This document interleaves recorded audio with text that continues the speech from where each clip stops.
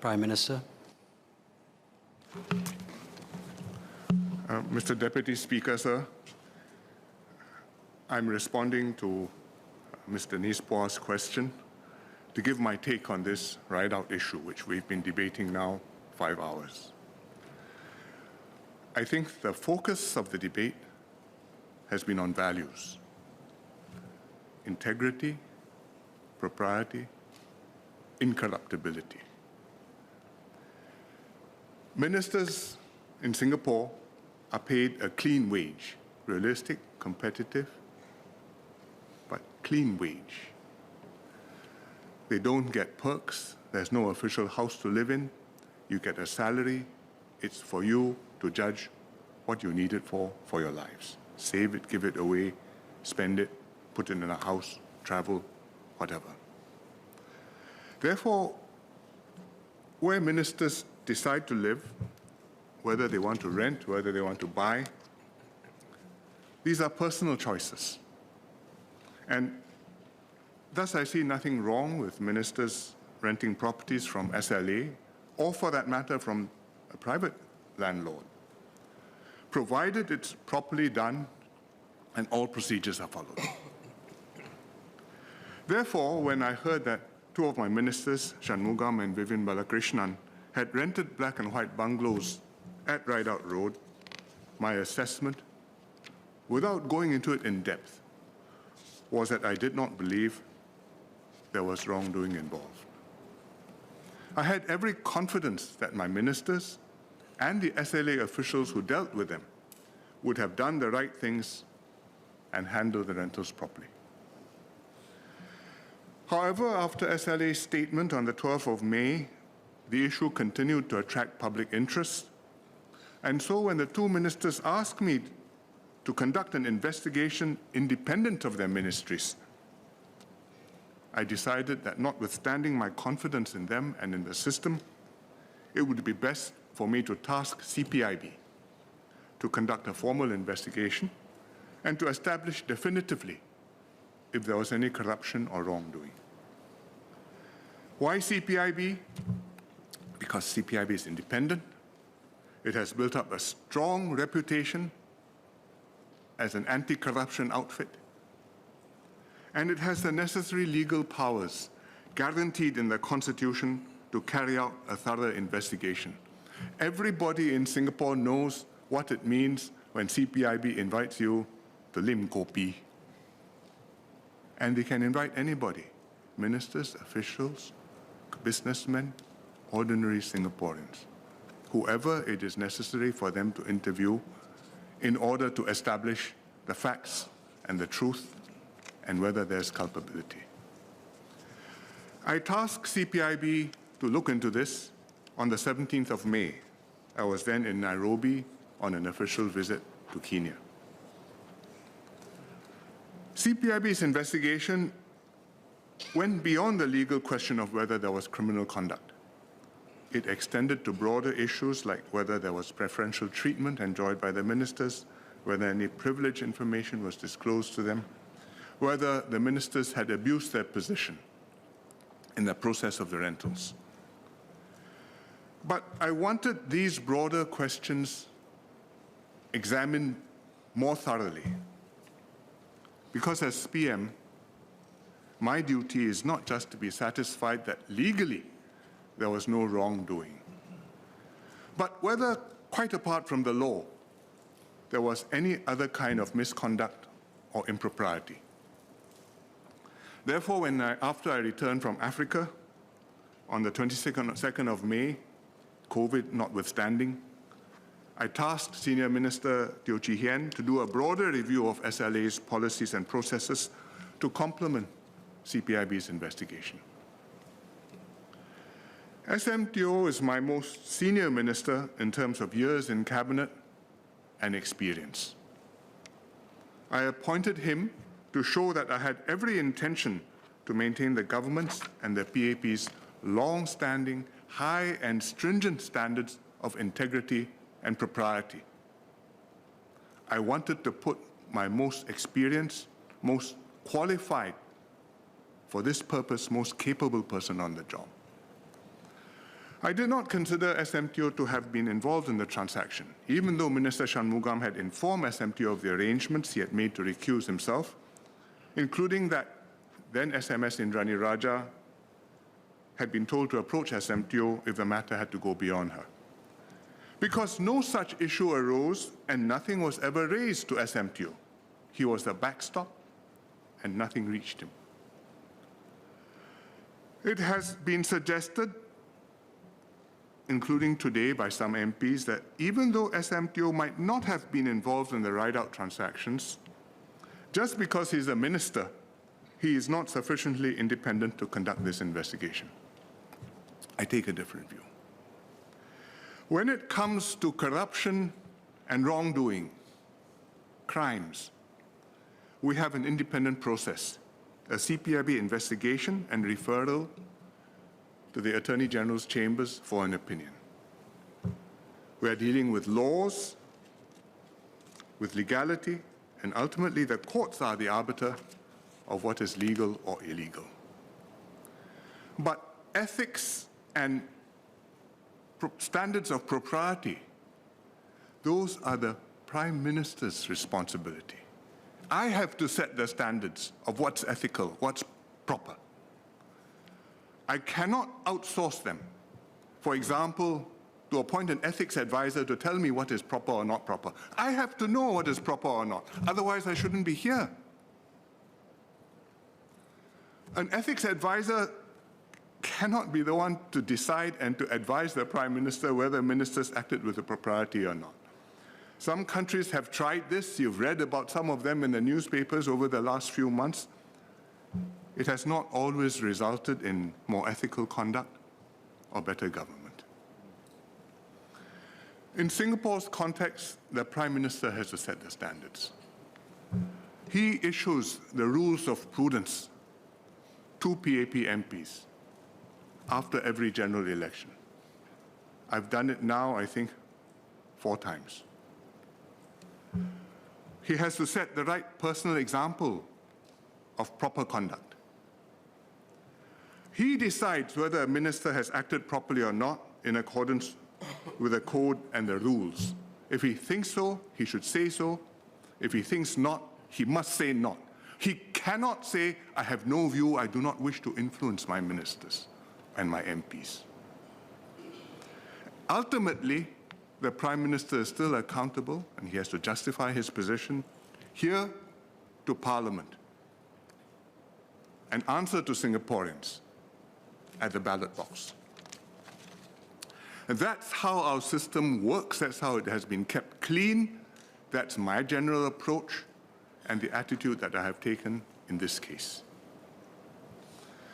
When CPIB and Senior Minister Teo submitted their reports to me, I accepted all their conclusions and ordered the reports to be published and placed before the House before this meeting today, so that everybody can read them, digest them, and be ready to come here and have an informed discussion. These reports provide a good basis for Parliament to discuss the issue. Their conclusions are quite clear, as the ministerial statements you've heard earlier have explained from Senior Minister Teo and Minister Edwin Tong. CPIB found no corruption or wrongdoing, no preferential treatment, no disclosure of privileged information, no abuse of position for personal gain. The AGC confirmed this after reviewing the investigation papers. And the leader of the opposition paid CPIB and paid the government a compliment just now when he said nobody is suggesting corruption on the part of the ministers. CPIB did find an imprecision in how SLA defined the guide rent for number 26 Ridout Road. Their report explained this, and CPIB established that this imprecision was not due to any ill intent on the part of the SLA officers, nor was there any evidence of any mala fide abuse of position in the valuation. The imprecision is embarrassing to SLA and the government, particularly as SLA had put out a statement earlier to say that the ministers both paid higher than the guide rents. but that cannot be helped. CPIB calls it as it is, with no regard to whom it might inconvenience or embarrass. SLA has acknowledged that CPIB's interpretation is the correct one, and they will review their practices and improve upon them. Senior Minister Teo's review, relying on CPIB's findings, confirmed the broader issues, that there was no conflict of interest or unfair advantage enjoyed, and that all rules and procedures had been complied with. And his report sets out the basis for his conclusions. These are not just his personal opinions, but conclusions based on documented facts, verified and laid out in the report. So it's very important that we've had this accounting in Parliament. Members have had full opportunity to ask questions and clarify doubts.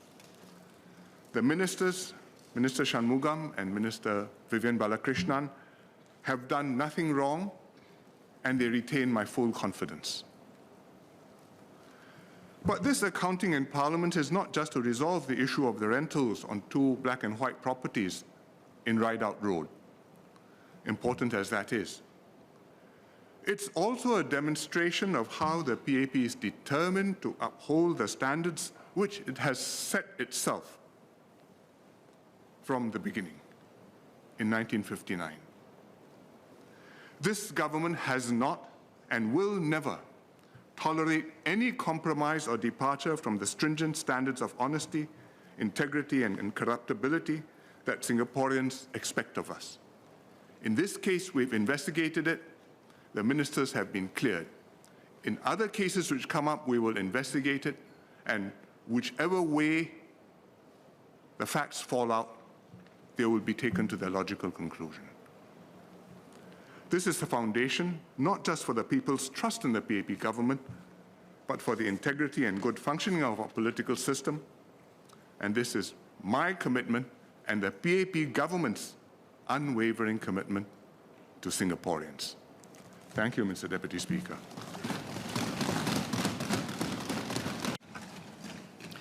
Mr. Pritam Singh. Thank you, Mr. Deputy Speaker. Just a question for the Prime Minister with regard to the scope of the CPIB investigation.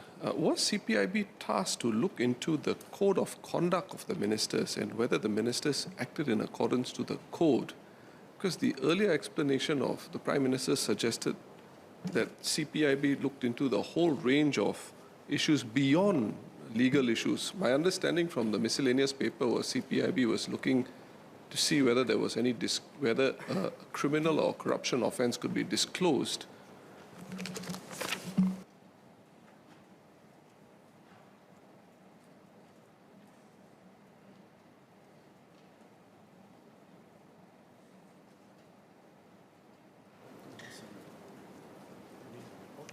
Yeah, I have it.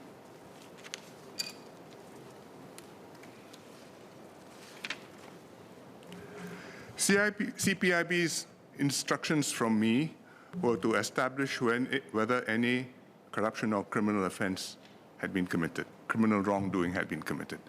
You cannot do that without going into all the facts of the case, and in the process of going to the facts of the case, they came to conclusions on preferential treatment, on disclosure of privileged information, on abuse of position.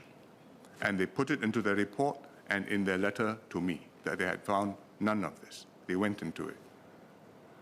And I think these are issues which are relevant to whether the ministers complied with the code of conduct or not. So I did not ask them to investigate the conduct, but they came to these conclusions, and because their main focus had been the more narrow one of the legal question of criminal offense, therefore, I complemented the CPIB investigation with SM Teo's review, and he wrote on what the CPIB did.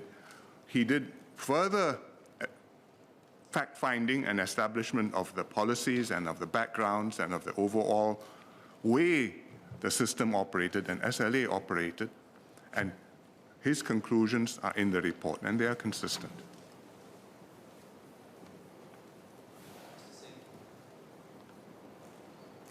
Thank you, Mr. Deputy Speaker. Appreciate you calling me again. Mr. Prime Minister, thank you for that reply. Coming back to the gravamen of, I think, what a lot of the discussion was over the last at least 3.5 hours with regard to asking a civil servant for information. I think Senior Minister Teo has made his point that there was, quite frankly, nothing untoward about it because the nature of the information was as such. This, of course, upon reading the miscellaneous paper, is not apparent to the public. It is quite incongruous in the eyes of many for a minister to be asking a civil servant details which pertain to information for his personal use. I think this is the crux of the issue.